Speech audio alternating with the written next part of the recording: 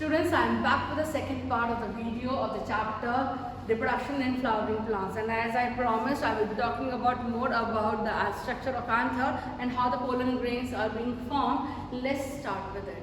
So here I have drawn with the transverse section of an anther which we ended in the first class. So as I said, it's a tetragonal structure. You are able to see the four essential parts. Okay. So there are four parts, and that's why it's known as a tetragonal structure. So when the anther is young, there are many layers which can be found in this, and these layers are: the outermost layer is the epidermis, just below the epidermis is endothecium. Okay. So there are four structures here which you are able to see. These are known as microsporangium, which will be bearing the pollen grains in future. So these four microsporangiums are being lined by a layer which is known as tapetum. It's known as tapetum.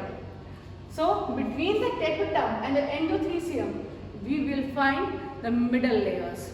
So that's why I have written here middle layers. It's of many layers, and that's why I have written the plural form.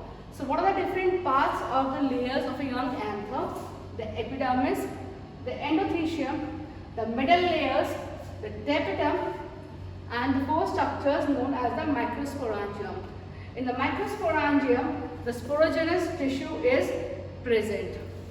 Okay, so the outermost three layers, the epidermis, the endothecium, and the middle layers, they protect the microsporangium. So these microsporangium are being protected by the three layers which surround it. So that's but obvious that the work will be of the protection. We've already talked about epidermis, endothecium, and the middle layers which help in the protection of the microsporangium. Now when we talk about tapetum, it's made up of binucleate cells with dense cytoplasm.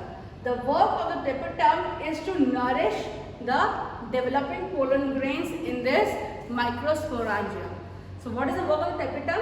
The function of the tapetum is to nourish the developing pollen grains, while the function of the outermost three layers is to protect the microsporangium, and also it aids in dehiscence. What is dehiscence? This what is important. Dehiscence is the splitting of anther, the bursting of anther, which we usually called it in the smaller classes.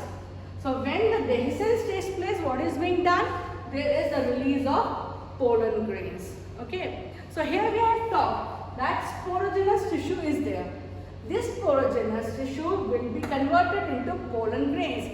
So what is the process? Let's study.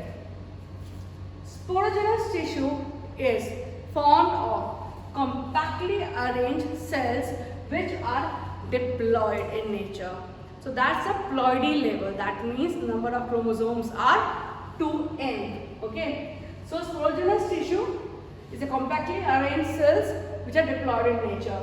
These are also known as the microspore mother cell or the pollen mother cell. For the clarity, I have written here only that the ploidy level is 2n. When this pollen mother cell undergoes meiosis, meiosis means there will be reduction in the chromosome number. Okay, that's why it's also known as the reductional division. So there will be reduction in the chromosome number. The ploidy level will now be n.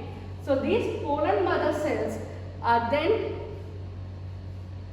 they form the microspores. These microspores, from one single pollen mother cells, how many microspores will be formed? 4. Why?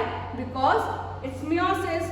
There is meiosis 1 in which the one divides into 2. Then there is meiosis 2 in when each of it divides into further 2. So there will be the 4 microspores being formed which are arranged in a tetrad.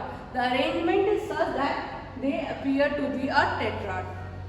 This formation of microspores from the microscope mother cell through the meiotic division is known as microsporogenesis.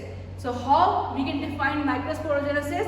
Microsporogenesis is a process by which the pollen mother cells or the microspore mother cells meiotically divide to form the haploid microspores. Now these microspores, as I mentioned earlier, are arranged in a tetrad. So the next stage will be the separation of these microspores from the tetrad stage. So here the microspore separates. Now this microspore needs to develop into the pollen grains. So by the time this microspore is now turning into pollen grains, the anther develops the pollen sacs. Because now the pollen grains will be formed, so along the longitudinal line, the dehiscence will take place. So at the same time, the anther is now developing the pollen sac. What's happening inside? Just return back to that. The microspore separates. It undergoes mitosis to form two cells. These two cells are known as the vegetative cell and the generative cell. This is actually the pollen grain. The microspore divides mitotically to form the pollen grain. So each of the pollen grain is now made up of two cells, the vegetative cell and the generative cell. It is also known as the two-cell stage of the pollen grain. So let's talk about the vegetative cell first. The vegetative cell, here you can see that the nucleus is irregular. It contains a number of vacuoles and contains a lot of food reserve. That's why you see the majority part is of the vegetative cell. Now the smaller or the spindle-shaped generative cell actually folds inside the cytoplasm of the vegetative cell.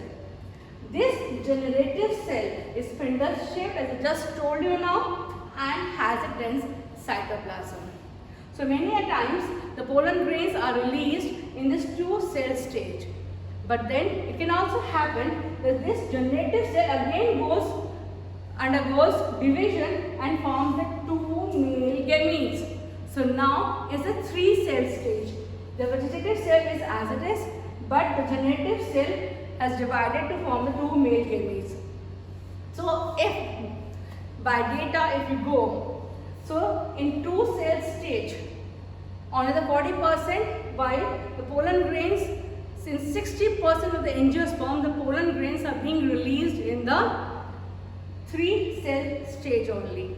Okay, so that's the, for example, hibiscus. In jowar, it's a two-cell stage. So what happens when the pollen grains are being formed? Now the pollen grains are being formed. What are the changes which happens in a anther? Now what will happen? The endothecium.